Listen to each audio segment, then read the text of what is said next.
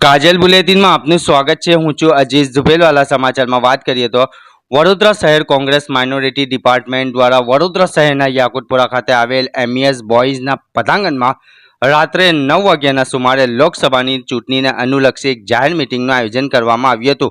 કાર્યક્રમના મુખ્ય અતિથિ તરીકે પધારેલ રાષ્ટ્રીય સંયોજક અને પ્રભારી ઇન્સાફ અલી આઝાદ, ગુજરાત કોંગ્રેસ માઇનોરિટી ડિપાર્ટમેન્ટના ચેરમેન શ્રી વજીર ખાન પઠાણ, गुजरात प्रदेश कांग्रेस समिति कार्यकारी अध्यक्ष जनाब कदीर पीरजादा, जनाब इमरान किदवाई, वडोदरा शहर कांग्रेस लोकसभा बैठकना उम्मीदवार जसपाल सिंह पढ़ियार बापू, वडोदरा शहर कांग्रेस समिति प्रमुख ऋतिक जोशी, गुजरात माइनॉरिटी डिपार्टमेंटना vice chairman advocate Yunus Khan Pathan साथे एमईएस स्कूलना सेक्रेटरी निसार मियां मलिक सहित मोटी संख्या में विस्तारना रईस उपस्थित रह्या हता।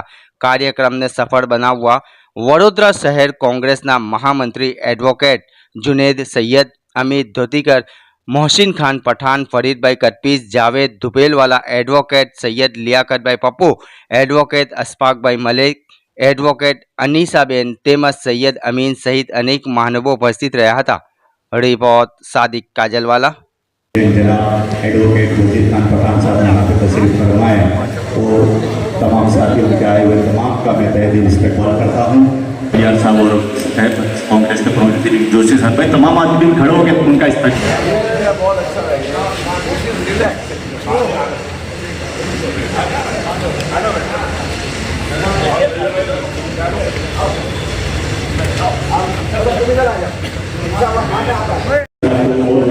जाना है तो मैं यादव से गुजारिश करता हूँ। सबसे पहले आयोजन का इस्तेमाल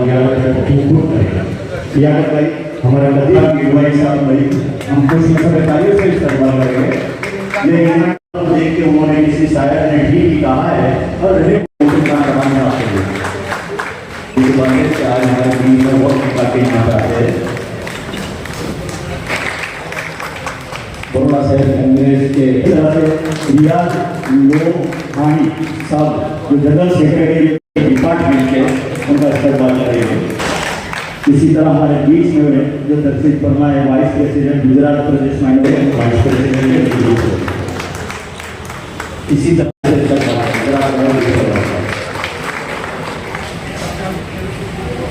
सिर्फ यही नहीं तो दवाखाने के लिए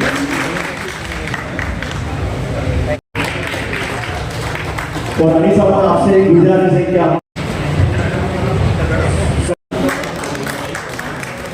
हमारे और गुजरात हाई कोर्ट के हमारे नामांकित वकील जनाब पठान वजीर खान साहब यहाँ पे तशरीफ फरमाए। मैं उनसे गुजारिश करूँगा कि वो यहाँ पे अपने ख्यालों का इजहार करें। बहुत जल्दी में मीटिंग रखी गई और इस मीटिंग में हमारे बहुत सब पुराने दोस्त साथी हमारे लीडर मंत्री बनाना है।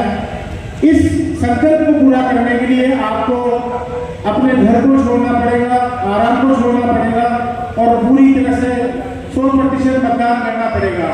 साथ एक दिन में और एक लम्हे में करना है, जिस लम्हे में आपको बटन दबाना है और कहीं ऐसा ना हो कि लम्हों ने गलती की और सदियों ने सजा पाई। मोहसिन भाई, पप्पू और आप अच्छी बात कर रहे हैं कि मेहमान जो आए उनसे हम सुने, हम तो मुकामी है, बार बार अपनी बात कहते हैं और लोग आदि भी हो गए अपनी बात सुनने के। एक परिवर्तन का माहौल, क्योंकि इतने सालों से आज हम वडोदरा में, आप भी यहाँ में रहते सब देख रहे हैं, और हम जब प्रचार में घूमते हैं तो बहुत सारी जगह ऐसे रात को 10 बजे के बाद जो ग्रुप मीटिंग होती है, बहुत सारी जगह पर ऐसी जगह मीटिंग होती है जो लोग बोल रहे हैं कि हम फर्स्ट टाइम कांग्रेस को वोट देने जा रहे हैं। तरफથી अनेक प्रलोभनो આપવામાં આવી રહ્યા છે, કોંગ્રેસ તરફથી શું એજન્ડા આપવામાં આવ્યો છે? કોંગ્રેસ પાર્ટી એ જે મેનિફેસ્ટો હમણાં આપ્યો છે એ ખૂબ સરસ મેનિફેસ્ટો આપ્યો છે અને એ મેનિફેસ્ટોના કારણે ભારતીય જનતા પાર્ટીના જે નિવેદનો હતા આપ જોઈ શકો છો, એમને પણ બીજે દિવસ જે રીતે ગલતફહેમીઓ ફેલાવવાની જે શરૂઆત કરી, કેમ કે આટલો સારો મેનિફેસ્ટો કે તમામ લોકોના સામાન્ય માણસ હોય કે કોઈ મોટો માણસ હોય કે મધ્યમ વર્ગનો માણસ હોય, એ તમામ માણસોને પોતાનો હક અધિકાર મળે, એને ન્યાય મળે, રોજગારી મળે અને મહિલાઓને પણ ન્યાય મળે, ખેડૂતોને પણ સારા એવા પોષણક્ષમ ભાવ મળે.